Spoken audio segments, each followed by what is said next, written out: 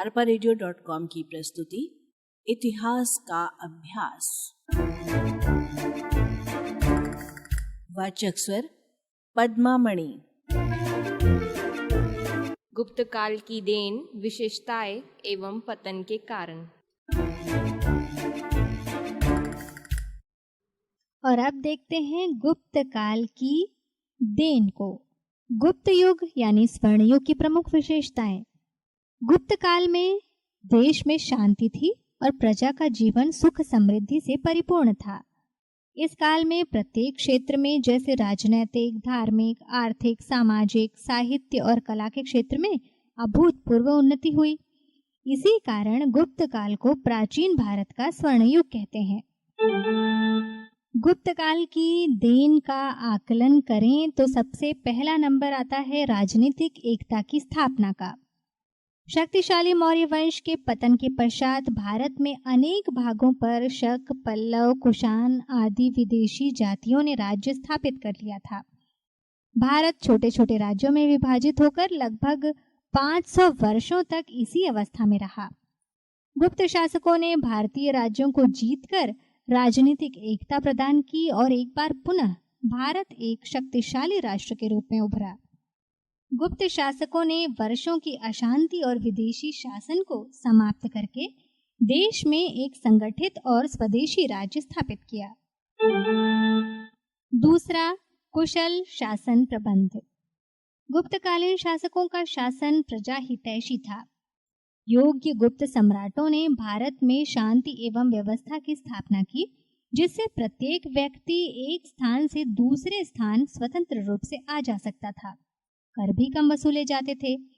न्याय व्यवस्था कठोर नहीं थी, फिर भी चारों ओर शांति और व्यवस्था व्याप्त थी, जिसके परिणाम स्वरूप साहित्य, कला एवं विज्ञान के क्षेत्र में महत्वपूर्ण उन्नति हुई। चीनी यात्री फाहियान ने भी लिखा है कि भारतवर्ष के लोग सुखी और समृद्ध हैं। तीसरा, शांति एवं आर्थिक समृद्धि का युग। फाहियान के विवरण से स्पष्ट होता है कि गुप्त काल की प्रजा आर्थिक रूप से संपन्न थी। प्रजा धन धान्य से परिपूर्ण थी। गुप्त काल की स्वर्ण मुद्राएं और अन्य देशों के साथ व्यापारिक संबंध यह सिद्ध करते हैं कि देश में आर्थिक स्थिति अच्छी थी। गुप्त सम्राटों ने कृषि की उन्नति की ओर विशेष ध्यान दिया, विदेशी व्यापार को प्रोत्साहन दिया। सामरिक महत्व के बंदरगाहों से व्यापार तीव्र गति से बढ़ा, जिससे प्रजा की आर्थिक वृद्धि हुई। चौथा, आदर्श सामाजिक जीवन। गुप्त काल की जनता में उच्च कोटि की नैतिकता एवं सदाचार विद्यमान था। वे पवित्र एवं सादा जीवन व्यतीत करते थे। जनता धर्मपरायण थी। उसमें धार्मिक उदारता की भावना थी। प्रत्येक व्यक्ति को अपने धर्म को मानने की स्वतंत्रता थी। यात्रियों के लिए सड़कों के किनारे धर्मशालाएं बनी रहती थी, जिसमें यात्री विश्राम कर सके।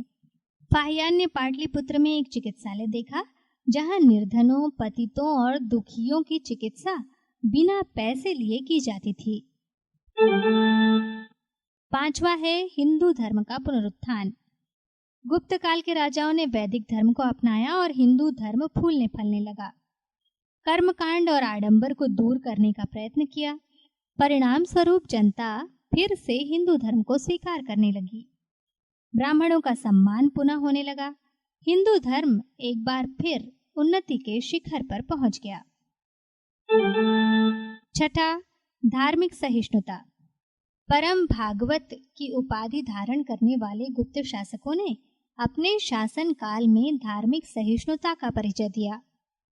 नालंदा विश्वविद्यालय बौद्ध शिक्षा का केंद्र था, जिसे गुप्त शासक खुले हाथ से दान देते थे।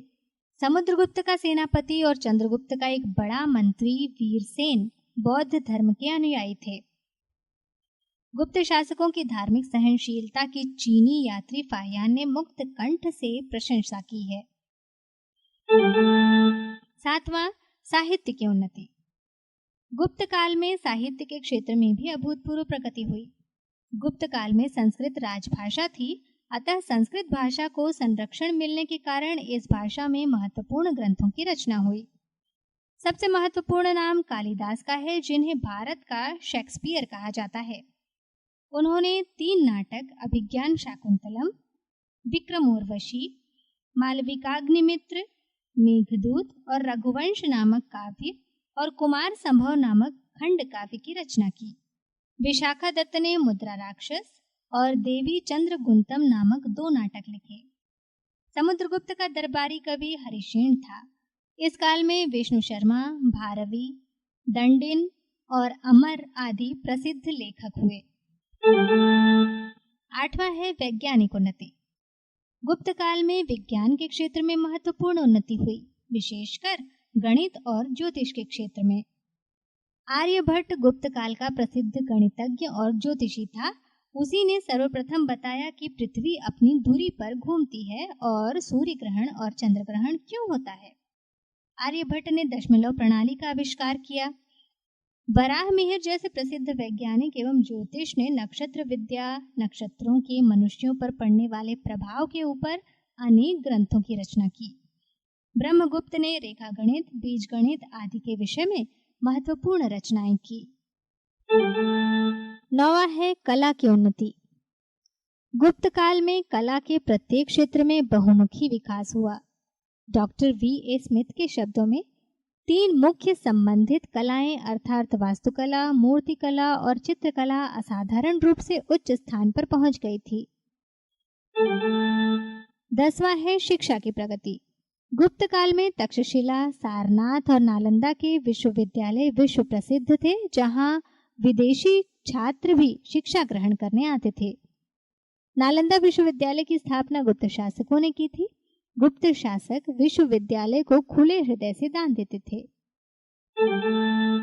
11वां बृहत्तर भारत का निर्माण। गुप्त काल में व्यापार, वाणिज्य एवं धर्म प्रचार हेतु भारत का अन्य देशों के साथ संपर्क स्थापित हुआ। भारतीयों ने जावा, सुमात्रा, बाली, मलाया, बर्नियो, कंबोडिया आदि देशों में अपने उपनिवेश स्थापित किए। भारतीय सभ्यता एवं संस्कृति ने इन देशों को अत्यधिक प्रभावित किया, जिससे बृहत्तर भारत की स्थापना हुई। और आइए अब जानें गुप्त साम्राज्य के पतन के कारणों को।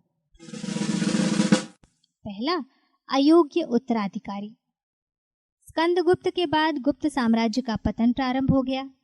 स्कंदगुप्त निसंतान था, इसलिए उसकी मृत्यु के पश्चात उसका सौतेला भाई पुरु सम्राट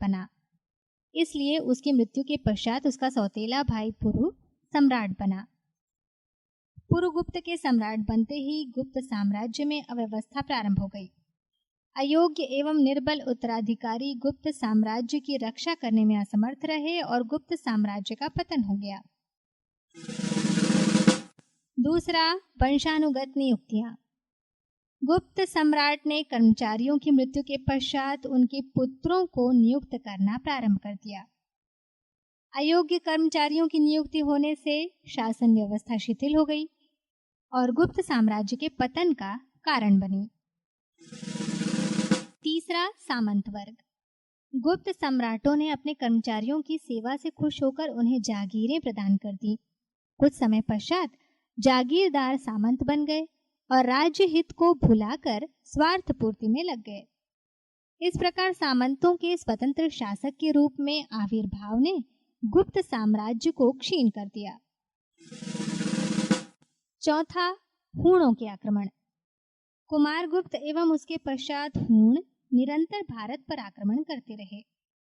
स्कंदगुप्त के बाद के शासक हूणों का सामना न कर सके। हूण नेता तोरयान और उसके पुत्र मिहिरकुल ने गुप्त साम्राज्य की नींव हिला दी और वे गुप्त साम्राज्य के पतन का कारण बने। पांचवा, अर्थव्यवस्था का निर्बल होना। 5वीं शताब्दी के अंत तक पश्चिमी भारत पूरी तरह से गुप्त साम्राज्य से अलग हो चुका था। फलस्वरूप व्यापार और वाणिज्य से प्राप्त होने वाले राजस्व की हानि हुई और गुप्त साम्राज्य की अर्थव्यवस्था पंगु हो गई। छठा, उत्तराधिकार के लिए संघर्ष। गुप्त काल में उत्तराधिकार के निश्चित नियम नहीं थे। ऐसी स्थिति में संघर्ष की स्थिति उत्पन्न हो जाती थी, जिससे गुटबंदी, षड्यंत्र, कलह एवं युद्ध की स्थिति बन जाती थी। इस उत्तराधिकार के संघर्ष के कारण गुप्त साम्राज्य का पतन हुआ। 7वां, विशाल साम्राज्य। गुप्त साम्राज्य अत्यंत विशाल था। शक्तिशाली सम्राट कुशल सेनापति थे और साम्राज्य की रक्षा करने में समर्थ थे, किंतु स्कंदगुप्त के पश्चात निर्बल अयोग्य सम्राट साम्राज्य की रक्षा नहीं कर सके। 8वां, दृढ़ सीमांत नीति का अभाव। स्कंदगुप्त के बाद गुप्त शासकों ने उत्तरी पश्चिमी सीमा की रक्षा की तरफ ध्यान नहीं दिया। विदेशी शक्तियों ने प्रोत्साहित होकर सीमा को आक्रांत करना प्रारंभ कर दिया। इस प्रकार गुप्त साम्राज्य विखंडित हुआ। 9वां, आंतरिक विद्रोह। स्कंदगुप्त के बाद गुप्त साम्राज्य की कमजोर स्थिति का लाभ उठाकर अनेक प्रांतीय शासक स्वतंत्र हो गए। मंडेसर यानी मंदसौर, मालवा शासक तथा कन्नौज के मौखरी वंश ने भी अपनी स्वतंत्र सत्ता स्थापित कर ली। 10वां, अंतिम गुप्त सम्राटों का बौद्ध धर्म स्वीकार करना। गुप्त काल के अंतिम सम्राटों ने बौद्ध धर्म अपना लिया एवं अहिंसात्मक नीति का पालन करने लगे। इसलिए वे सेना और सुरक्षा की ओर से उदासीन हो गए और अपने साम्राज्य की रक्षा करने में असमर्थ रहे। arparedio.com की प्रस्तुति इतिहास का अभ्यास।